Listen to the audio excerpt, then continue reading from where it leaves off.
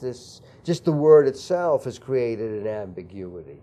Sometimes just the sentence could be drafted in such a way, and could be used incorrectly, so do you have to have both, and you didn't mean that you needed both.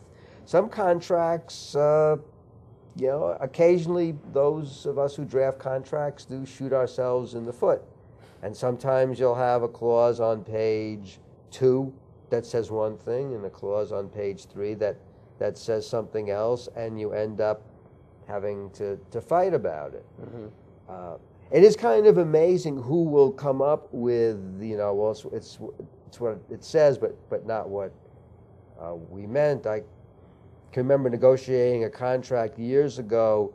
I won't name the organization, but there was an organization that made a good part of its business was producing these forms. Mm-hmm. And I was negotiating to have these, for the rights to have some of these forms reproduced. And there was a dispute later on, and the person who was in charge of their documents actually did say that. I know what the contract said, but it's not what I meant. And this guy's whole livelihood was built around mm-hmm. contracts mm-hmm. and drafting contracts. So it almost seems like that point it becomes irrelevant, regardless of what the person meant. It's what the person meant is something that will only become relevant if the contract has been done badly. Right. If the contract has been drafted properly, if you're the person who agreed to something and the language is not what you meant, well, you've got a problem. You know, you've blown this thing, right. And if you were doing it yourself, maybe you should have had a lawyer. If you had a lawyer, he didn't do so well with it. If there truly is something in the writing that is ambiguous, that can have more than one meaning, and so that you've made room for someone to make this argument. Not so much it's, you know, I know what it says, but this is what I meant, but, well, that could mean a bunch of different right. things, and this is the one that I actually meant.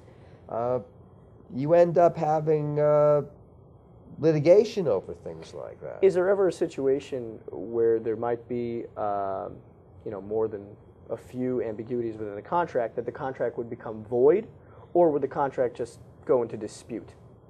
I've never seen it get so far as to be void. It will become a dispute. If it's about something important enough, and the disagreement is sufficiently serious, it can turn into something. Sometimes parties, you know, will act in bad faith and will try to give a meaning to a document that's just not there. And, you know, it's hard to take care of things like that. There's only so much you can do in the document. It is ironically just a piece of paper.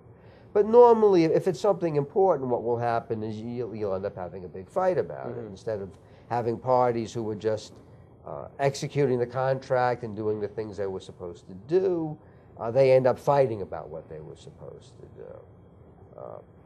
One misconception that I think even lawyers have is, you know, if the other side has drafted something and it's ambiguous, and if it was drafted clearly, it's not so good for me. What we agreed to isn't so good for me, but the ambiguity, if it was interpreted the other way, would be good for me. Some people will say, okay, let's leave it that way. I'll pretend it's not there. But what ends up happening is, instead of just going about your business mm-hmm. under the contract, you end up with a fight. Right. Because there'll be a fight. If it's something important, the other side will not just, you know, walk away and say, well, okay, maybe it was ambiguous, I'll give you what you want. So, and I guess the whole reason for a contract, I mean, is in case there is a dispute.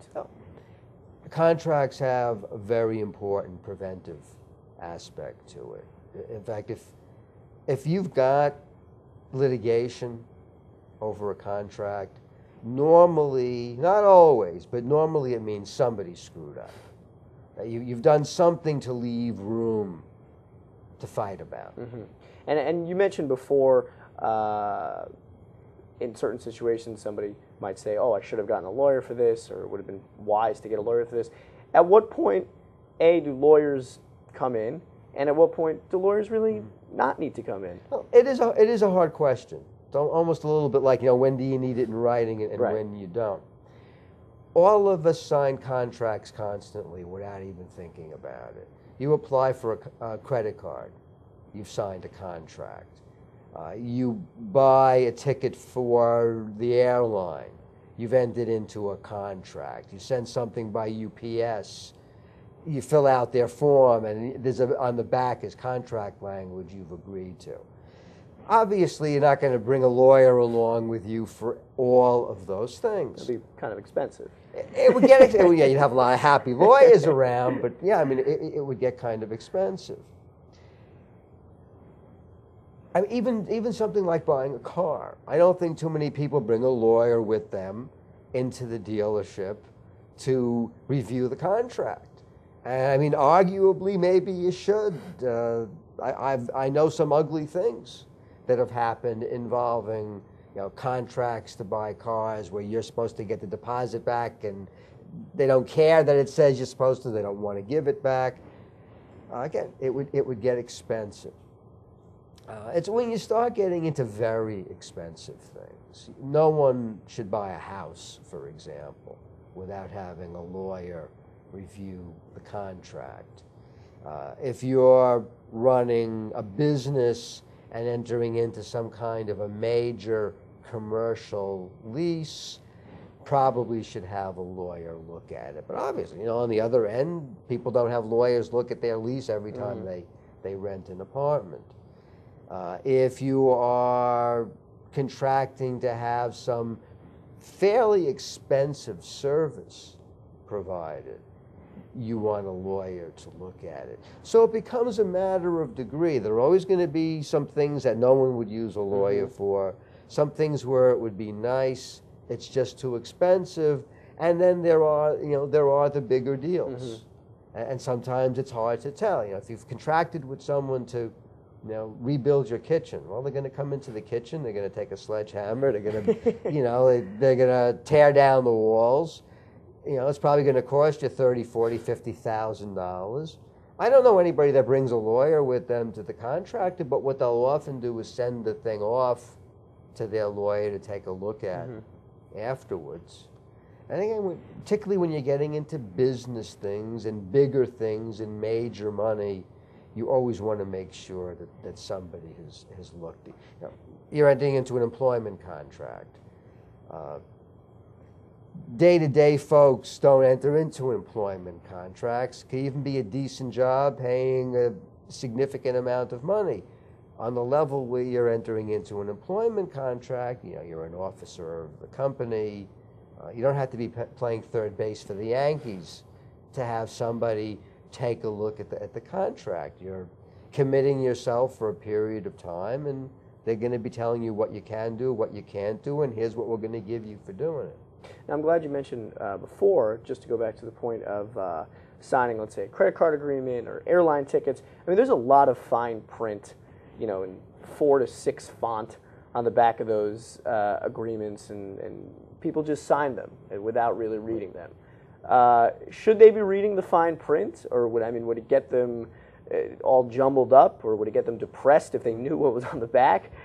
Oh, it might get